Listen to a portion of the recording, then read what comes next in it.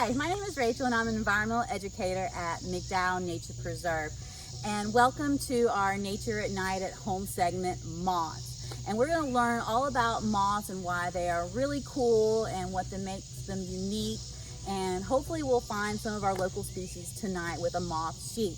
And to do this, we have a guest speaker from our Parks and Recreation Natural Resource Department, and I'll let you introduce yourself. Sounds great, thank you. My name is Lenny Lampel. I'm a Natural Resources Coordinator, and I'm the curator for the Dr. James F. Matthews Center for Biodiversity Studies. Thanks for coming out tonight, Lenny. So first questions first, why moth? Why are you the Mothman? Why moths? Why not moths? Now, you know, a lot of people think moths are these boring little brown things that just kind of buzz around their heads at their porch light, but they don't take the time to take a close look at them. So they're related to butterflies, they're cousins, but butterflies get all the attention. People think butterflies are beautiful, but if they just stop to actually look at the moths, moths have some beautiful colorations, some markings, some patterns that are just amazing. So doing something like this, where you go out at night with a black light and a sheet, or even if you're just at your porch light, and you take the time to look at the moths that are kind of attracted and, you know, land on a sheet and get a close look at them, they're amazing. And people are actually realizing that now, and moth nights are becoming a thing where people go out and do this kind of thing. They do it at their local nature centers. And there's actually something called National Moth Week, which happens in July, where all over the country and actually all over the world, people gather in public settings to look at moths in the dark. Awesome, thank you. So first of all, how can I tell the difference between a moth and a butterfly? Okay, so sometimes they look a lot alike. Usually butterflies are out in the day and moths are out at night. That's not always true. There are some day-flying moth species, but the way to really tell them apart is by looking at their antennae. So butterfly antennae always end in a little rounded structure, or sometimes it's a little hook, but it's technically called a knob, and moths do not have that.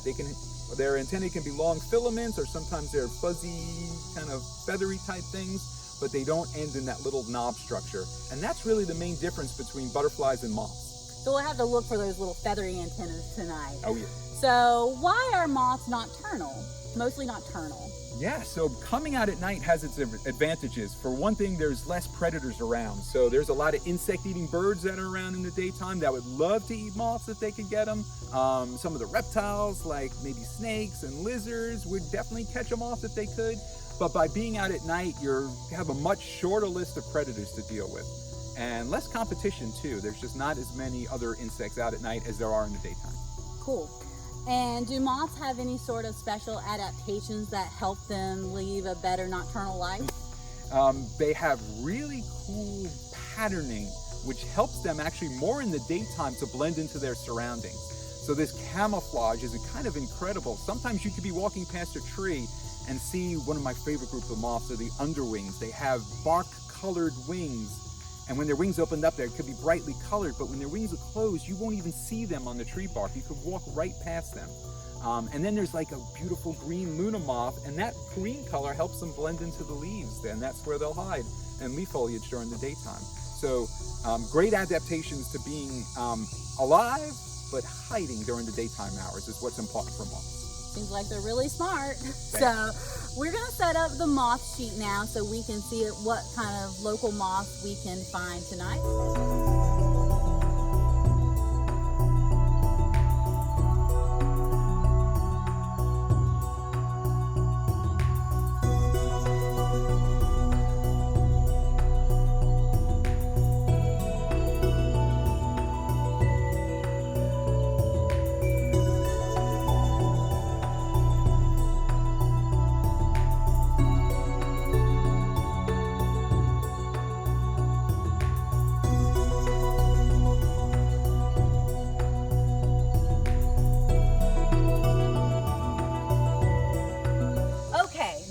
Have the moth cloth or moth sheet set up.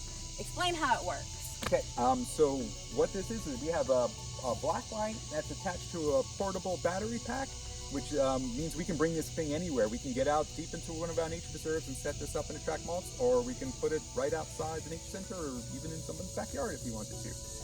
But what's great about this black light, and moths are attracted to any light, but there's something about black light. The wavelengths of light seem to carry a further distance, especially through the woods, and it just attracts moths from farther away And once they start coming to the light, this is where the sheet comes in. They're just looking for a surface to land. So that's really all the sheet is doing, is providing that spot for moths to land on by the light, and being white in color just helps you see the moths a little better.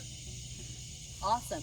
Is there anything else that attracts the moths to the sheet? So most moths are attracted to light, but not all of them. So one of the things we can do to help attract moths is to put out a specialized moth bait.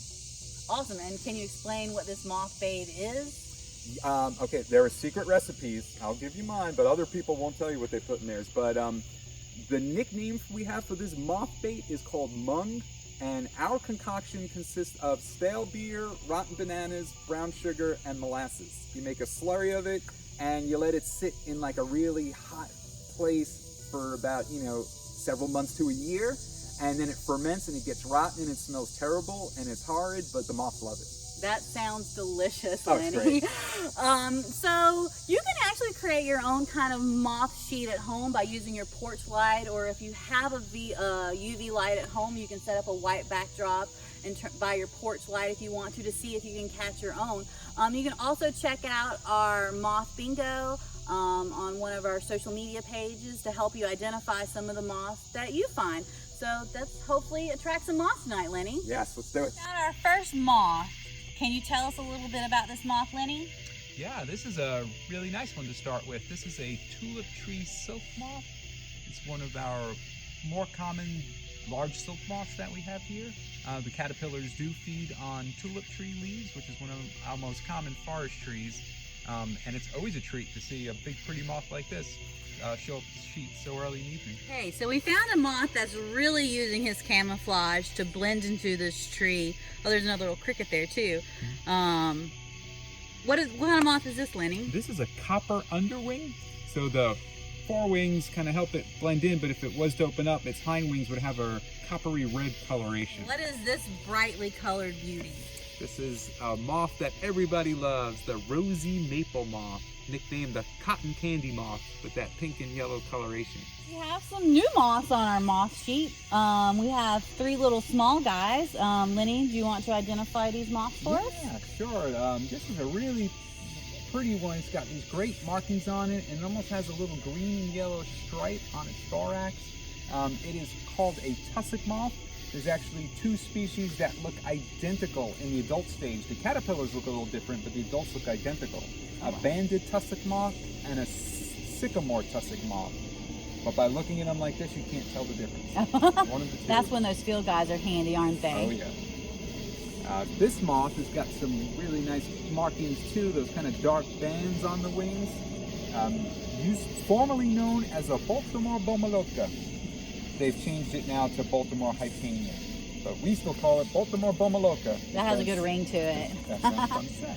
Oh. This is a tulip tree silk moth that's trying to settle down. He's probably on his final days. His wings are pretty ragged. And this one here is one that mimics a dead leaf. That's a juniper twig geometer. So Lenny, can you tell us a little bit about our local moths in Mecklenburg County? Yeah, so we've been working at trying to understand the diversity of moths in the county for about the past 8 years or so.